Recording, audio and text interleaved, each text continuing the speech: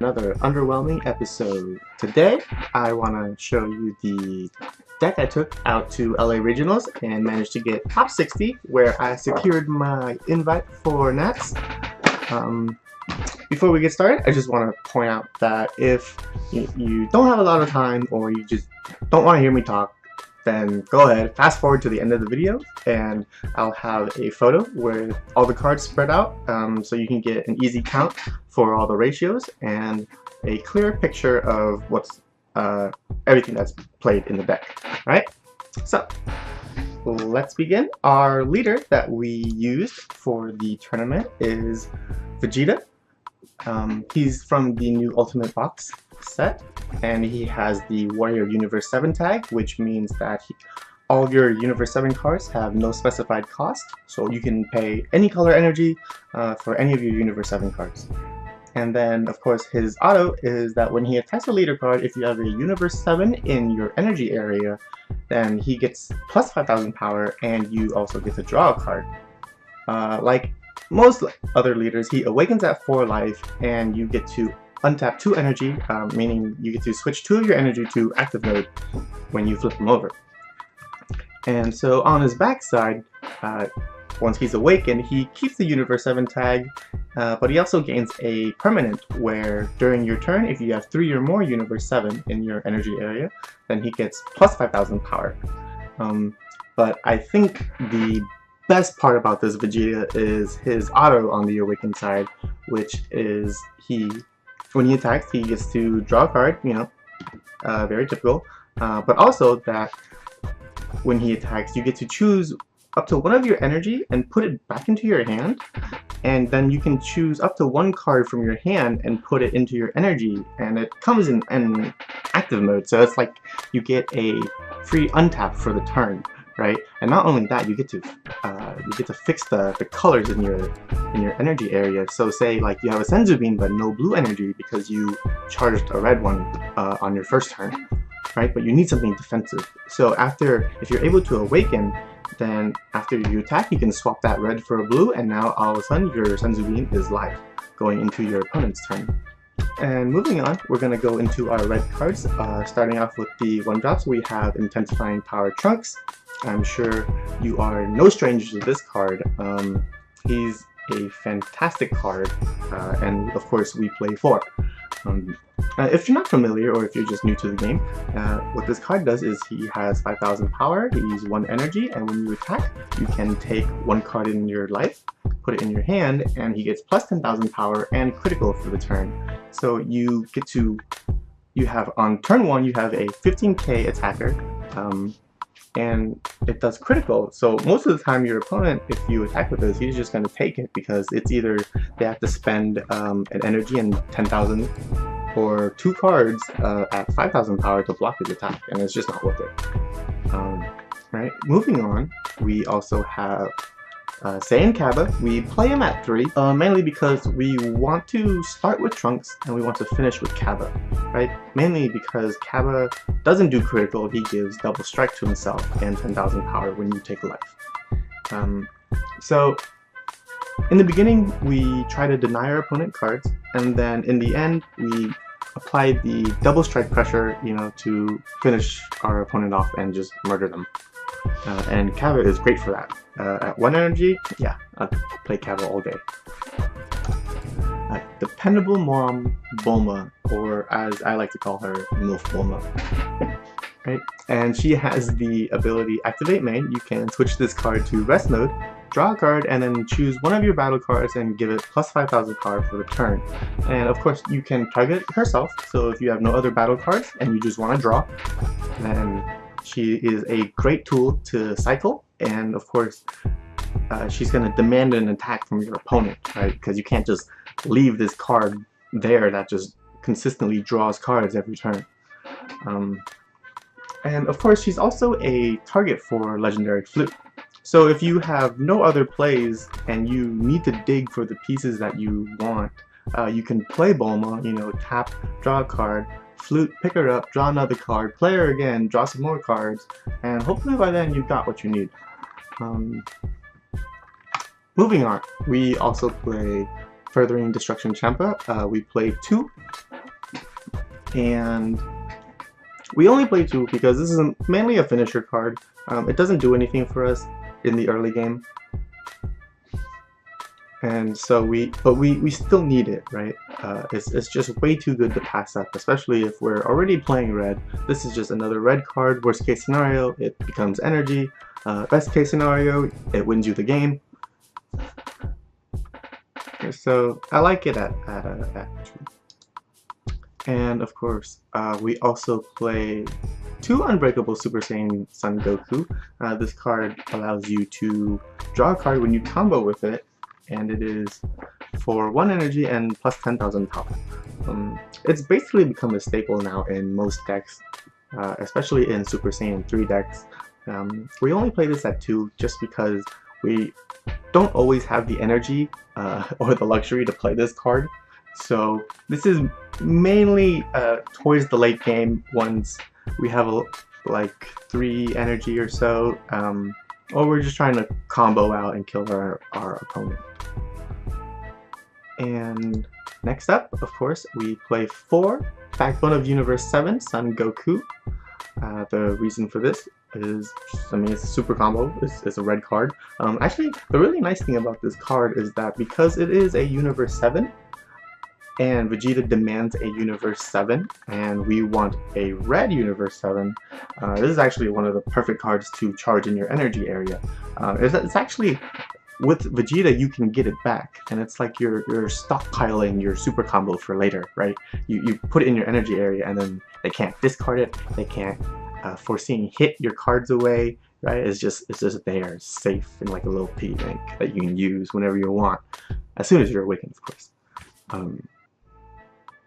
So that's a really fun interaction. Next up, we also play 4 Burst Attack Son Gohan, also mainly to fill the red Universe 7 role. And then also towards the late game, he's also another way to refill your hand. Next up, we also play 3 Master Roshi. Only 3 because we are a more aggressive style of deck, so having all of our negates super early in the game doesn't really do too much for us, and so, but we still want our negates, so we keep it at 3. Moving on, our last Universe 7 card is going to be Ready to Fight Son Goku. If you're not familiar with this card, he allows you to look at the top 3 cards of your deck and you choose a Universe 7, add it to your hand. You know, he's just a searcher.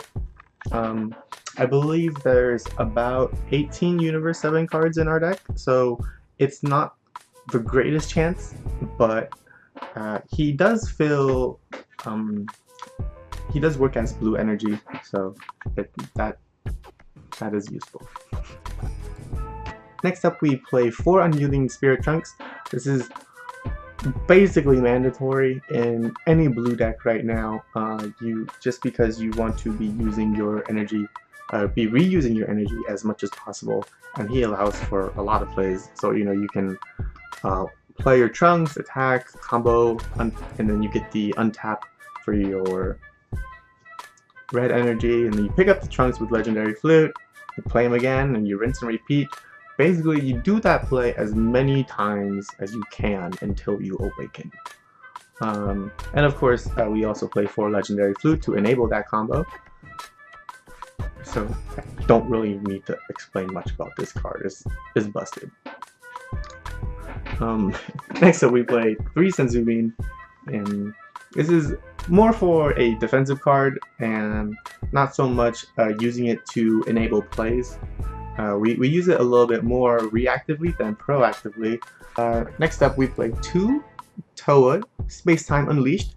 I decided to play 2 because there were certain times I needed to find the Mass Saiyan, the Force Ejection Mass Saiyan, but I don't have the search power that the Storm deck does, you know, with the Gotens, and so I needed to make up for it somehow, and I feel that Toa is probably the best replacement because you get to look at the top 7 and add a Mira or Mass Saiyan to your hand, and we play both, so we have 5 targets for that, and usually in the early game we don't need her too much, that's why I keep her at 2.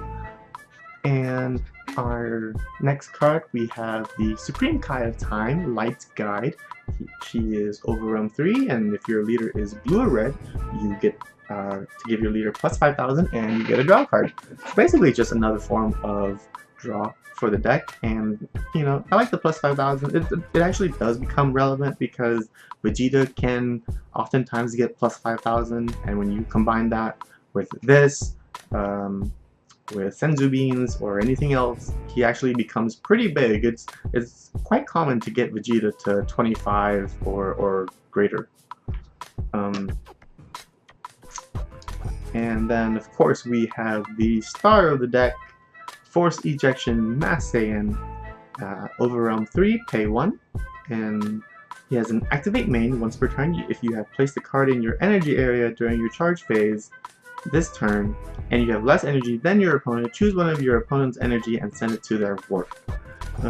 Basically this means you have to charge, and you have to have less than your opponent in terms of energy when you use his skill, if you want to be able to burn in energy.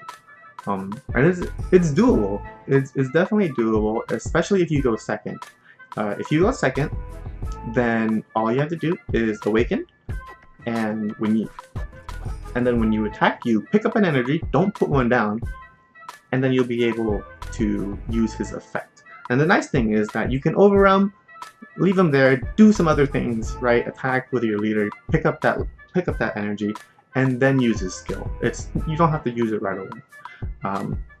Also, if you're able to, on turn 3, you can even hard cast them, and then you get if you're able to awaken, you can flip and untap the 2 energy, and then if your opponent doesn't have any kind of removal, you can just leave them there, and then you just burn energy every turn, like pretty easily, until they do something about it.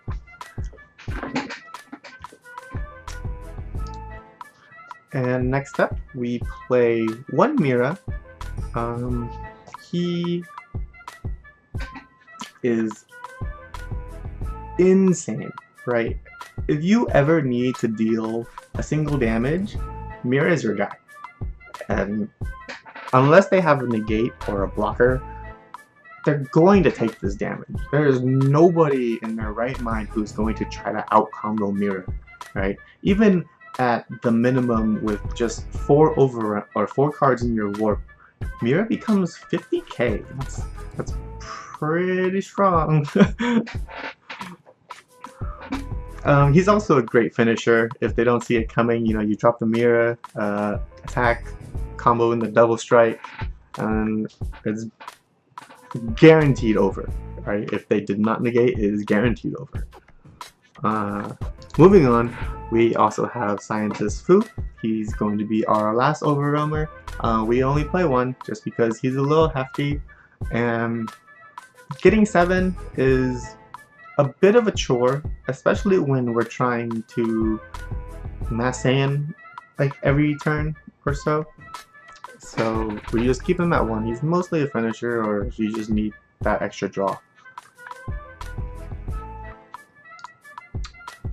I want to give a quick shout out to CoreTCG and all the judges who helped out at the regional. I personally think they did a great job.